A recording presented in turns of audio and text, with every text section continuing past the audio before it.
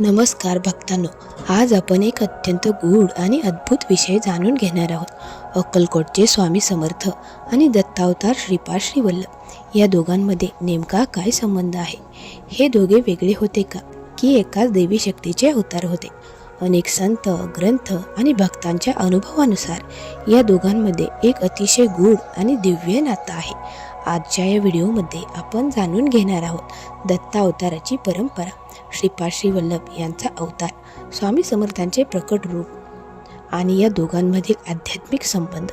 हा व्हिडिओ शेवटपर्यंत नक्की पहा, कारण शेवटी मी तुम्हाला एक गुपित सांगणार आहे जे फार कमी लोकांना माहीत आहे. पाहूयात आपण दत्ता अवताराची परंपरा. हिंदू धर्मात भगवान दत्तात्रेय हे त्रिदेवांचे एकत्रित रूप मानले जाते. ब्रह्मा, विष्णू आणि महेश या तिघांची शक्ती एकत्र येऊन दत्तात्रेयांचा अवतार झाला. दत्तात्रेयांनी काळानुसार अनेक अवतार घेतले. मुख्यतः 3 अवतार मानले जातात: श्रीपाद श्री वल्लभ, नरसिंह सरस्वती आणि स्वामी समर्थ.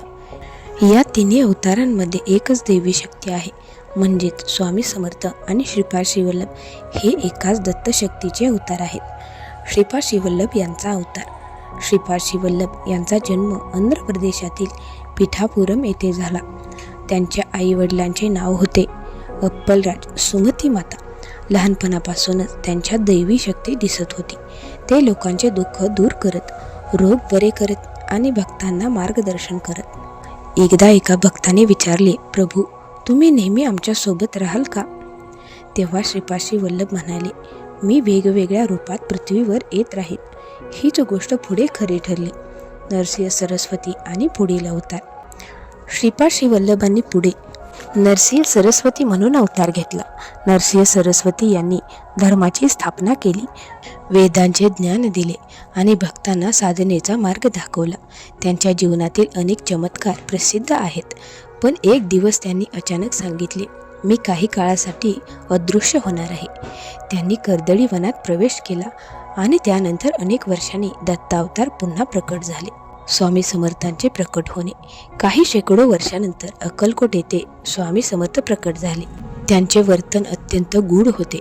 ते कधी रागवत, कधी हसत, कधी शांत बसत, पण त्यांच्या प्रत्येक कृतीत दैवी शक्ती होती. लोकांनी विचारले, महाराज, आपण कोण आहात? तेव्हा स्वामी समर्थ म्हणाले, आम्ही कर्दळी वनातून आलो.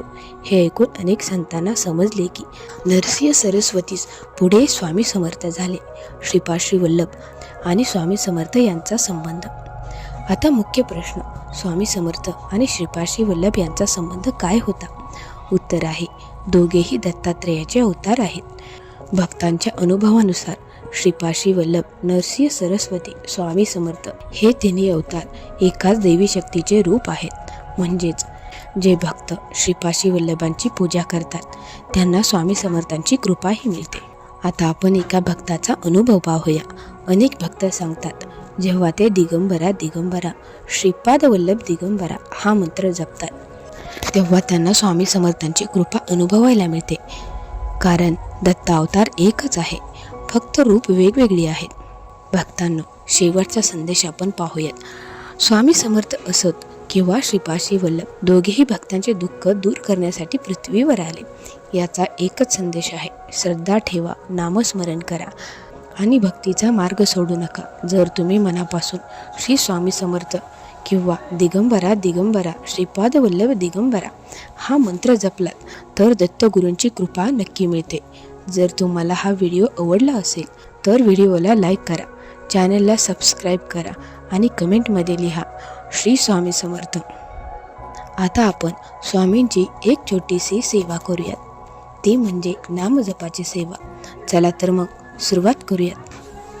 श्री स्वामी समर्थ, श्री स्वामी समर्थ, श्री स्वामी समर्थ, श्री स्वामी समर्थ, श्री स्वामी समर्थ, श्री स्वामी समर्थ, श्री स्वामी समर्थ, श्री स्वामी समर्थ, श्री स्वामी समर्थ, श्री स्वामी समर्थ, श्री स्वामी समर्थ, श्री स्वामी समर्थ, श्री स्वामी समर्थ, श्री स्वामी समर्थ, श्री स्वामी समर्थ, श्री स्वामी समर्थ, श्री स्वामी समर्थ, श्री स्वामी समर्थ,